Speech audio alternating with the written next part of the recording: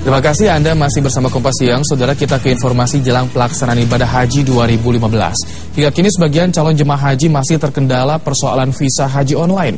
Di asrama haji Dono Hudan, 32 visa yang sudah rampung diserahkan kepada calon haji.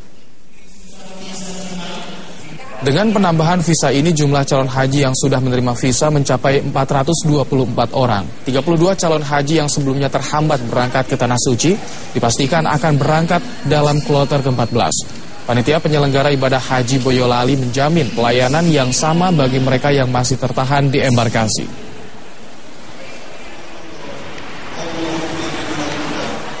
Di Batam, Kepulauan Riau, 11 dari 19 calon haji yang tertunda keberangkatannya telah mendapatkan visa haji dari Kedutaan Arab Saudi. Sedangkan 8 calon haji belum memperoleh visa, ke-11 calon haji yang sempat tertunda akan diberangkatkan melalui pemberangkatan kloter berikutnya. Total, hingga Selasa kemarin, sebanyak 425 calon haji kloter pertama embarkasi Batam, Kepulauan Riau telah diberangkatkan ke Tanah Suci. Sementara itu di Lampung, saudara, kelompok terbang atau kloter pertama anggota jemaah calon haji dijadwalkan akan diberangkatkan pada hari ini.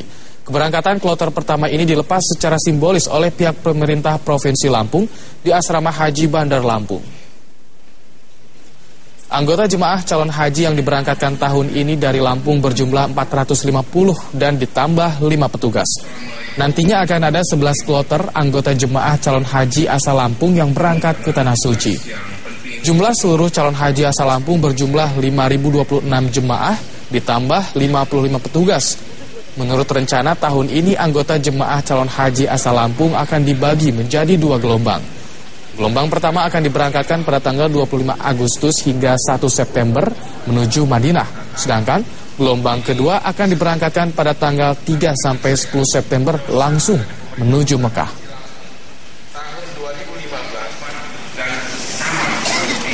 Berangkat ke Tanah Suci adalah merupakan impian bagi umat muslim. Namun bagaimana jika persiapan yang sudah matang tidak bersamaan dengan sistem administrasi yang menjadi keharusan sebagai syarat untuk berangkat haji?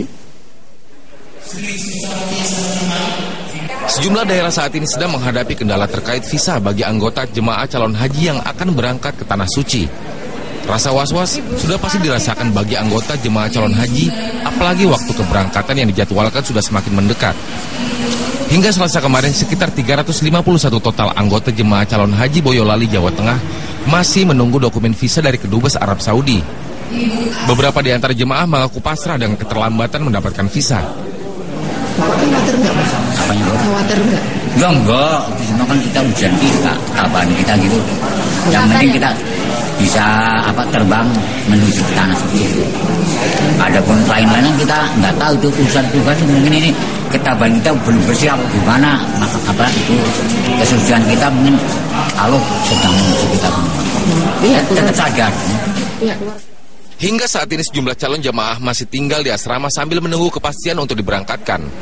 Bila dihitung sampai kloter ke-12 yang telah diberangkatkan hingga Selasa sore kemarin, visa yang belum jadi ada sekitar 50 dokumen. Tim Liputan, Kompas TV. Pemerintah menjamin pengurusan visa calon haji Indonesia akan selesai dalam 1 hingga 2 hari ke depan. Kementerian Agama menilai keterlambatan dalam pengurus visa akibat diberlakukannya sistem visa elektronik atau e-hajj oleh pemerintah Arab Saudi.